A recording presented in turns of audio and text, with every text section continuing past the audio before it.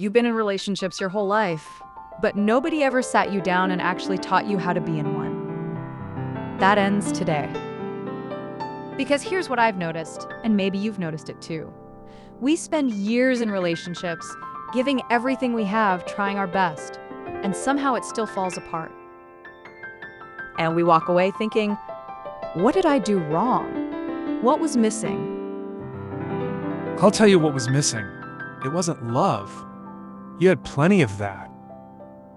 It was these 7 skills.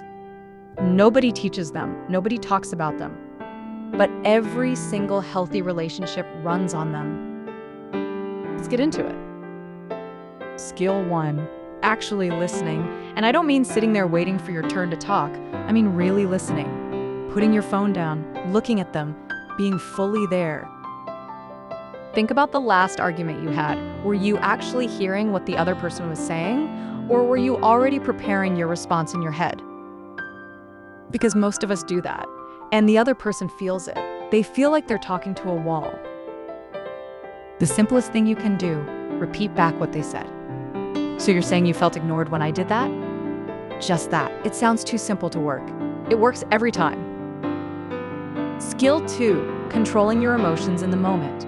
This one is hard, because when we're hurt or angry, our brain goes into fight mode, and we say things we don't mean.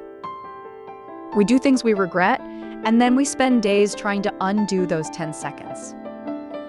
The skill is learning to pause, to feel the anger and not act on it immediately. Walk away for 20 minutes. Breathe. Come back when you can actually think straight. The person who stays calm when things get heated, that person changes the whole dynamic of the relationship. Skill 3, saying what you actually need. This one is huge, because most of us were never taught how to ask for what we need. So we hint, we drop clues, we expect the other person to just know, and then we get hurt when they don't figure it out. Here's the thing, your partner is not a mind reader, and that's not their fault. The skill is being able to say, I need more quality time with you, instead of going silent and hoping they notice. It feels vulnerable. That vulnerability is exactly what creates real connection. Skill 4, setting boundaries. Not walls, boundaries. A wall is shutting someone out. A boundary is telling them how to get in. A boundary sounds like, I need a little time to decompress when I get home before we dive into conversations. Or, I'm not okay with being spoken to that way. Can we take a break and try again? That's not drama, that's clarity. And clarity is one of the most loving things you can offer someone. Skill 5, keeping your own identity. This is the one couples forget the most. When you fall for someone, you want to be with them constantly. You start giving up your hobbies, your friends, your own interests, and slowly, you lose yourself. And then one day you look up and you don't recognize who you are outside of that relationship. That's when things start feeling suffocating. That's when you start resenting the person you love.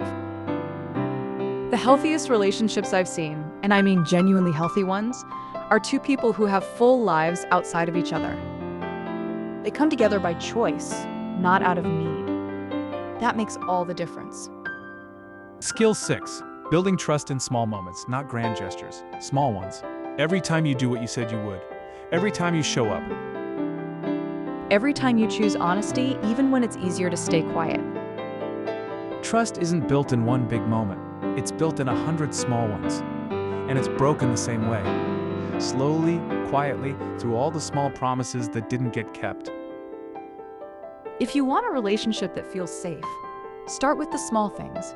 Be consistent, be reliable, show up the same way every day. Skill 7, coming back after the fight. Because here's the truth, every couple fights, every single one. The difference between couples that last and couples that don't isn't whether they fight. It's what they do after. Do they go cold for days? Do they bring it up again and again, or do they come back? Do they say, that got out of hand, can we try again? Do they choose the relationship over their ego? A researcher named John Gottman spent decades studying couples. What he found was simple. The happiest couples weren't the ones who never argued. They were the ones who repaired quickly. Who came back to each other? Who refused to let one bad fight become the end of the story? So that's it. 7 skills: active listening, emotional control, honest communication, setting boundaries, keeping your identity, building trust, and repairing after conflict. None of these are natural. Nobody is born knowing how to do any of this. They're learned, they're practiced, they're chosen every single day, even when it's hard. We're not therapists, we're not relationship experts. Everything we share here comes from real life, our own experiences and the people around us. And the one thing we know for sure is this: love is not enough on its own. Never has been. But love plus these 7 skills, that's something that can actually last. If this hit home for you, share it with someone you love.